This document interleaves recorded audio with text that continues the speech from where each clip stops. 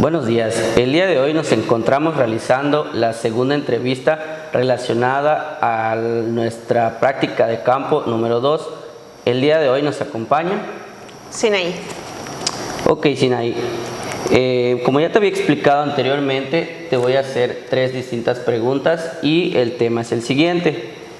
La inteligencia emocional en el contexto educativo. Ok, tu primera pregunta sería, ¿cómo aplicas la inteligencia emocional en tu ámbito laboral?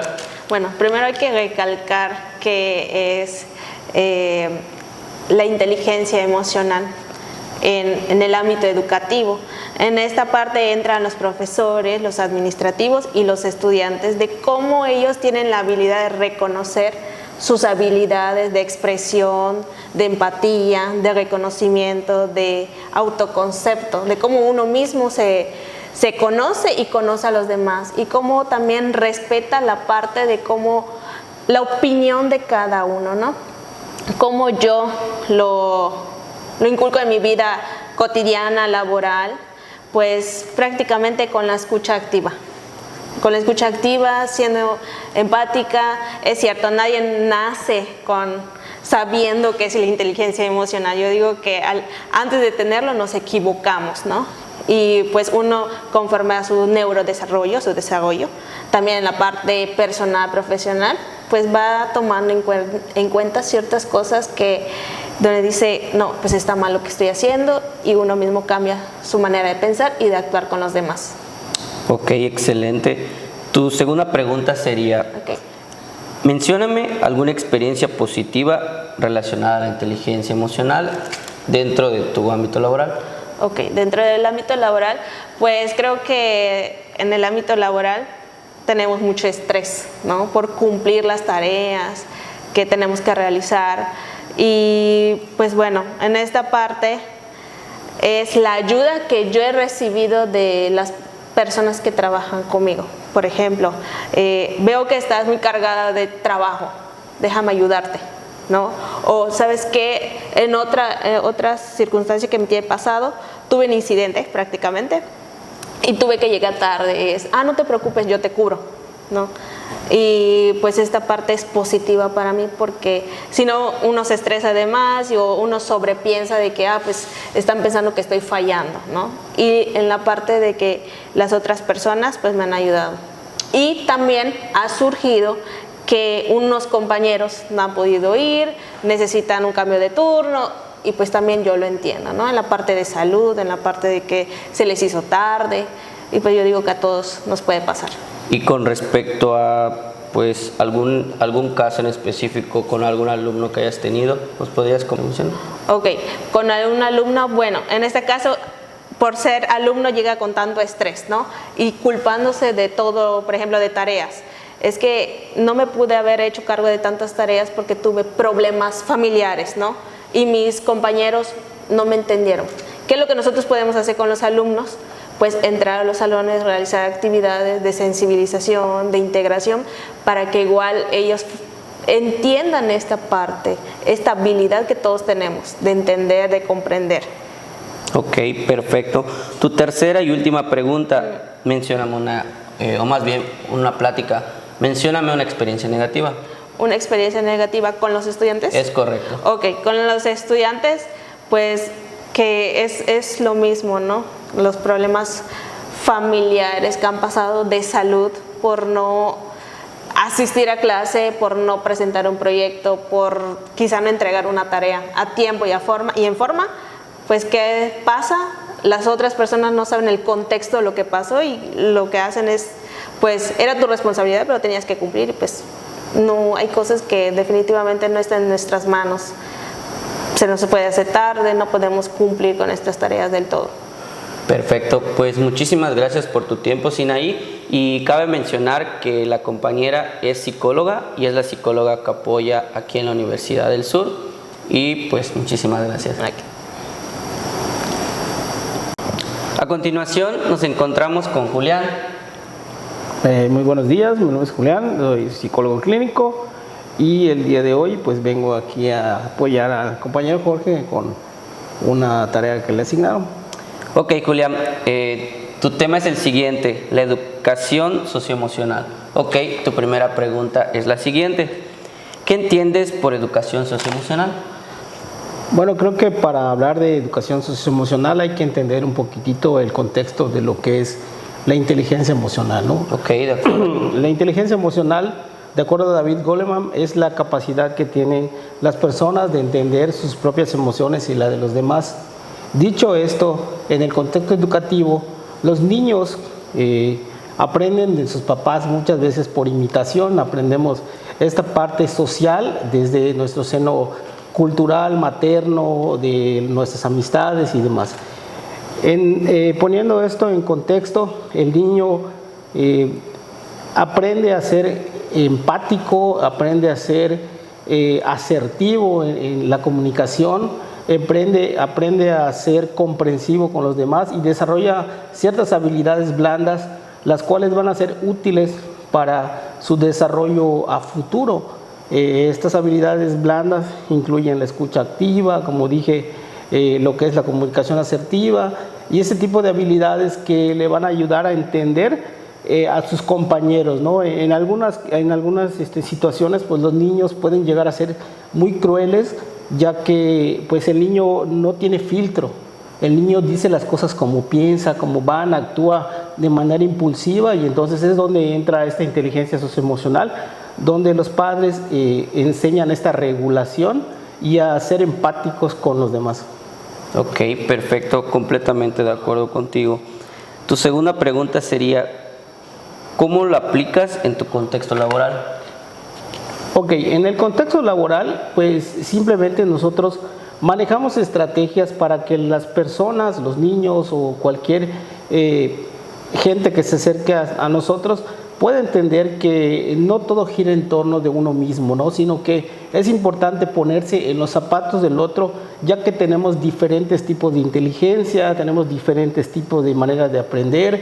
Como sabemos, pues hay quienes son kinestésicos, hay quienes son visuales, hay quienes son auditivos. Entonces, entendiendo estas diferencias también podemos llegar a entender cómo es que en la educación podemos adaptar esos planes educativos para que puedan ser funcionales para cada persona. Sí, claro, y a cada persona se le representa, más bien la desarrolla de distinta manera. Ok, perfecto. Tu tercera y última pregunta, ¿me podrías platicar acerca de una experiencia positiva o una negativa relacionada a la inteligencia socioemocional? Claro, una de las que más me viene a la mente es cuando, por ejemplo, hay esta diferencia de estatus social, ¿no? Algunas veces ponemos a niños de diferente entorno social en la misma escuela, ya sea por una beca, ya sea por cuestiones de que tiene algún patrocinio o algo.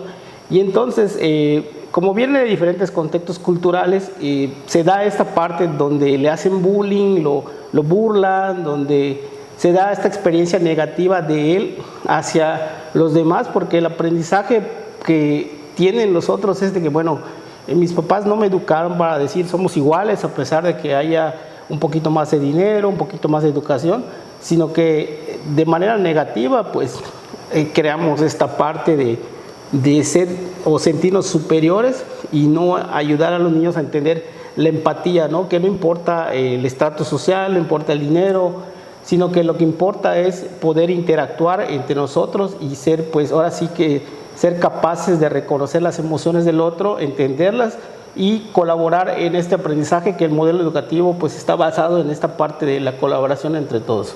Ok, se podría decir que pues este paciente sufrió de discriminación y pues tú utilizaste ciertas estrategias pues para contrarrestar este tipo de acciones que pues los alumnos no deberían realizar a sus compañeros. Es correcto. Perfecto. Muchísimas gracias, Julián. A continuación nos encontramos con el doctor Guillermo de Jesús Cantó Estrella. Ok, Guillermo, muchísimas gracias por apoyarme en esta actividad. Tu tema es el siguiente: la metodología y el docente en la inteligencia socioemocional. Okay. Tu primera pregunta es, ¿qué tipos de metodologías aplicas?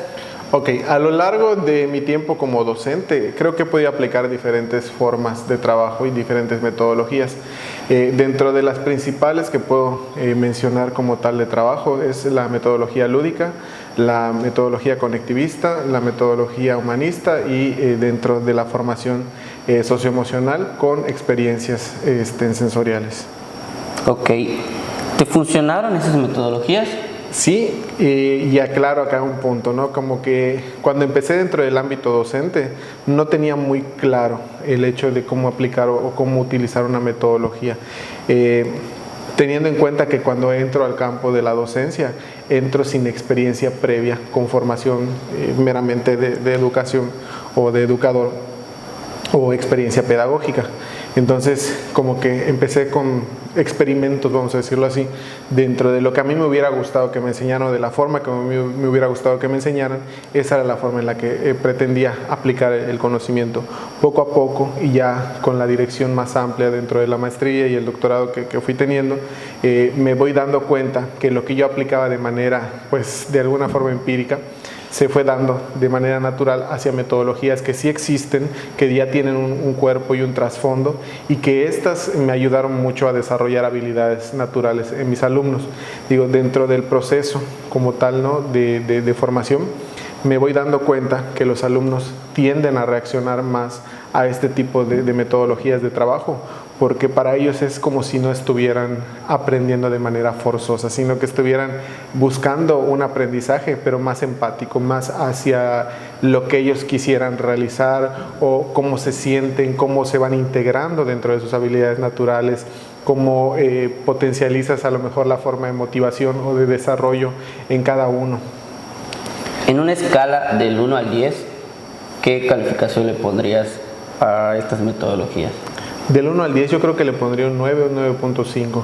Digo, ninguna metodología es perfecta como tal. Obviamente que como dentro del campo de la docencia, creo que como docente, la preparación constante, la formación continua es importante también. El descubrir, primero que nada, cómo son tus alumnos, qué tipo de inteligencia o qué tipo de habilidad natural manejan, qué tipo de estilo de aprendizaje tienen, es demasiado importante para que estos puedan ser desarrollados y saber cómo compenetrarte con ellos, ¿no? La forma empática para que un maestro pueda llegar a ellos también es desarrollar no solamente diferentes estrategias, sino aprender diferentes metodologías para poder llegar a ellos. Y ese es un proceso de capacitación continua. Y digo, no es que no sea así, pero muchos de los maestros que actualmente están trabajando, no todos tienen esa posibilidad o facilidad de querer compenetrarse a diferentes formas de estratégicas de trabajo.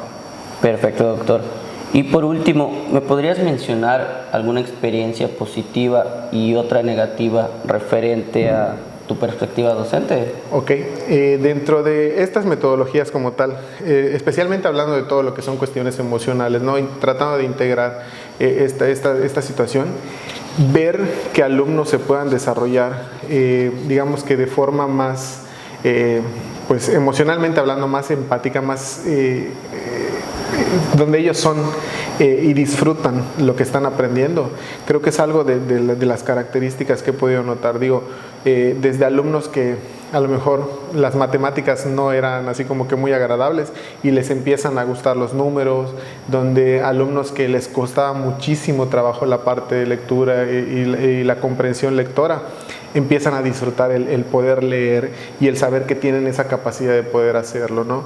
El ir descubriendo en ellos capacidades que a lo mejor no sabían que tenían de forma natural, el ir promoviendo la motivación en lo que van haciendo, decirles cómo van bien y no juzgar las actividades que están erróneas, sino que pretender ayudarlos a mejorarlas es una parte, ¿no? Pero también dentro de la parte negativa muchas veces va más por el lado, voy a ponerlo burocrático o administrativo, lejos de por la parte de que el alumno pueda o no aprender, va más por el lado burocrático. O sea, me refiero que a veces las autoridades académicas como que no congenian mucho con el estilo o la forma en la que estás pretendiendo enseñar a un alumno, sino que se quieren basar en una metodología muy estricta. Y ahí es donde rompen ese esquema, que pudieras de alguna forma ayudar al alumno y lejos de poder ayudarlo, pues te terminan impidiendo ese proceso y terminas limitándote y a veces limitas también al alumno. Ok, Guillermo, muchísimas gracias. De nada, a ti. Muchísimas gracias por su atención. Como pudieron observar en el video, aparecieron 2 distintos psicólogos y también un docente, abarcando 3 distintos temas de la segunda unidad y de nuestra segunda práctica de campo. Por el momento sería todo y muchísimas gracias.